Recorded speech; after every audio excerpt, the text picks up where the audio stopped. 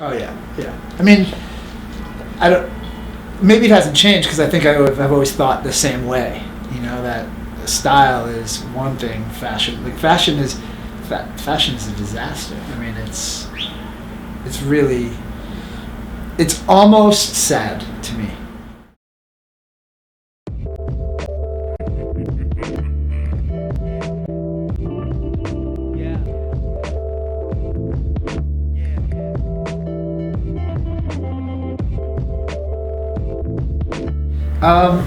My childhood was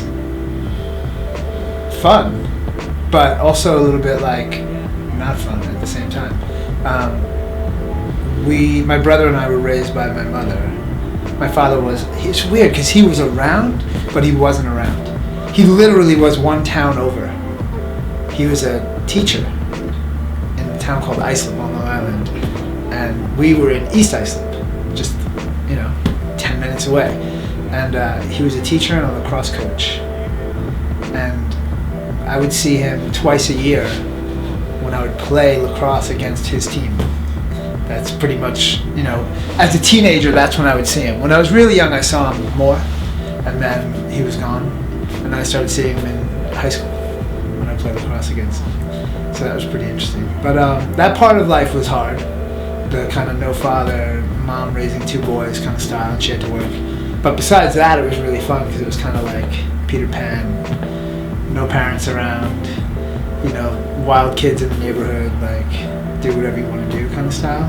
That was really, really fun. Skateboarding went back to the 70s for me. Like I started when I was like 5 years old. I have like a picture of me at my desk, like at the skate park in Florida at 5. The clothing side of it, that didn't happen till, I got to the shop, got my job, had my own money, could buy my own stuff. And even then I didn't really make the connection. It was a few years in that I realized, number one, I was pretty good at seeing things. And by the time I was 15, I had like a big budget to buy for the shop. So I was buying like cool shit, like Fresh Jive when it first came out. And then a really, really close friend of mine started a clothing company called Pervert in high school. And I eventually went on to work with him. No, Don. Okay. Scott was Mankind. Scott actually posted Pervert pictures. Yeah. Well, Scott and Don they were enemies, and then they became good friends. And then Scott and I, years later, worked together on Pervert as well when Don left. That's a very long story about religious fanaticism and dropping out of society, and that might be for another time.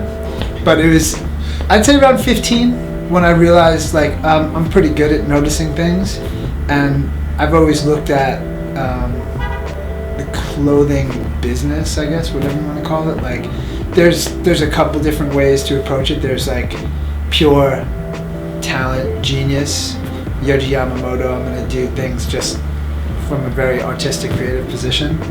And then there's just having a knack for reading society, and not just having a knack for reading society, but also wanting to kind of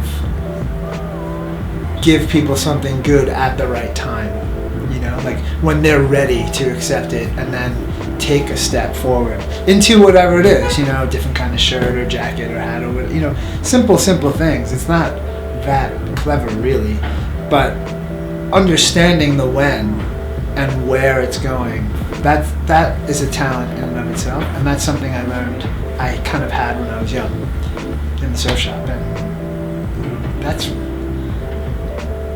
don't know why, don't know where, just is, and just recognize it as like, cool, this is something I like and I enjoy and I'm good at, so I'm going to do it. And that was it. It was really that simple. People talk about design and they say you're a designer, and even that makes me a little uncomfortable because it doesn't really feel that truly creative. It just feels like the clothes wouldn't really, the creative part is the stuff that inspires the clothing. Musicians, writers, artists, skateboarding, surfing, volleyball, whatever the fuck it is, it really doesn't matter. Those are the things that really matter. the clothing is just, it just comes out of that, you know, and the style for those particular things comes out of that. And that stuff's more important to me than the actual product in the end. You know, and how they relate is more important than the thing itself to me. So designer, you know, it's dicey because it's more like anthropologist or something, you know, like just understanding what was happening and reinterpreting it. When you say growing up, I'm thinking preteen, and that's because, like, I feel like when you're a teenager, at least the way it felt to me, it's like you knew shit already. Like, you were already kind of grown. You know, by the time I was 13, that's when I got my first job at the surf shop. And that's when I knew I liked clothes. And not just clothes, but things connected to the lifestyle. Like, how does this happen from a scene? Whether it be surfing or hip-hop or, you know, punk rock, whatever it is that you're into, like the clothing was a reflection of that. And where I was from, the surf shop was kind of the center of it all. You know, like that was like the cool place to be, and that's where you got your gear, and you know, skateboarding was. Where was the surf shop? In East Islip, also in my hometown. I used to get off school, like 7th grade, go home, eat like a quick sandwich, hop on my skateboard, and skateboard to work. And I was only there maybe like, I think we closed at like 6:30, so I was there maybe like 3 hours after school, but it felt like a lifetime, you know. But yeah, it was fun, man. Like it was the 80s, and like I don't know, shit was different. You know, everybody always says that, but it really was different. Like nobody told us what to do, and maybe that was where I was from. Maybe it was the type of kids we were, but like in my hometown, you could kind of get away with murder. Like it was, I guess it was a small town kind of thing. Like just drive around with your friends, drink beer, and the cops would just tell you to move to the next spot. They wouldn't even take your beer away. It was crazy. They're just like, so, you know, we were able, yeah, we were given a lot of freedom. I think the first thing James had me working on was just Vans. Like it was just, you know, at the time collaborations weren't really a thing. And James, you know, James is a very practical man. He's really smart. He's just like, well, I want Supreme sneakers, but I'm not going to go make my own sneakers because I'm not going to make a better sneaker than Vans or Nike. So he started working with Vans to make unique colorways for the store. And I remember that was one of the first things I worked on, just coloring up, you know, different combinations. What do you think of this? What do you think of this? What do you think of this? And I didn't know what the hell I was doing, you know. But I learned pretty quickly. And I learned, it wasn't just design that I was doing. The company was, there was no one in the company at the time. There was no production people, no people to source anything. So I was looking for fabrics and trying to find factories and trying to find, you know, special ways to make product with people who already made something. And that was really how it was. You found somebody who made something great and asked them to make it for you. And you could still run around New York and find fabrics and stuff. You know, Franklin Street was all jobbers at the time. You just walk down Broadway, make a couple rights, and you had like 3 or 4 blocks of just guys with stacks of fabrics. It's good, New Jersey, like all over the place. It's a very different business back then. You know? Oh yeah. I mean, I don't. Maybe it hasn't changed because I think I've always thought the same way. You know, that style is one thing, fashion is a disaster. I mean, it's really, it's almost sad to me, fashion, because it's like,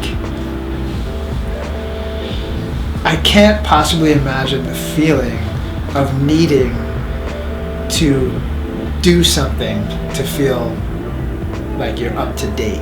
You know, that idea is so foreign to me that when I think of what fashion really means, it literally means like you change and you follow, and season after season you have to have this, and now you have to have this, and now you have to have this. That idea for men is, you know, maybe there's like 1% of the population where like it makes sense for them. It's like truly who they are, and that's cool. If that's truly who you are, then great, because you're probably gonna kill it, you know, and it's probably fun, and like, you know, like Andre Leon Talley or something, like, all right, dude, like that's you. But for the rest of us, it's really awkward, you know? It's really strange to try and reinvent which is, as opposed to style, which is just unique and individual, and you just do your thing in however little subtle way you do it. That's impressive, People don't have the confidence to just do them. Most designers, even, or brand people, or whatever you call them, don't even have the confidence to just do them. Because if they did, you would feel that from it. Like, I think it gets transferred in anything people do. So like a great artist or a great musician or a great writer, that real passion, that reality of who they are comes through it, and that's the difference between great work and bad work. I just think people, it's almost like the business is in its infancy. Like, we think it's been around forever. It's 100 years. I mean, fashion's always been around. Like, obviously, every era, going back to Jesus has fashion, but in the way we have it with, stores, this where everybody can kind of like access it, it's fairly new, and I think it's actually still very young, and people eventually, designers or whatever you want to call them, will learn that they don't necessarily have to do what the system tells them to do, but right now they all are, and so everything becomes kind of the same, more or less. Even if it looks different, the approach is the same. Like, they don't. It goes back to that thing of the product almost being secondary to your cultural choices. Even in how you run a business, it matters and comes through in the end. If you decide that you say you're an outdoor company, like take Patagonia for example, and they give people the option to work 4 days a week, 10-hour days. Well, those people are the real thing. They take those 3 days off and go into the woods or go fishing or go surfing or whatever, and all of that comes through in the company's final presentation, in their stores and in their catalogs and everything. It's the truth. There's no bullshit about it. Like, everyone who's there is about that, and that's why they're so good, because there's no bullshit. I am Brendon Babenzien for By Such and Such.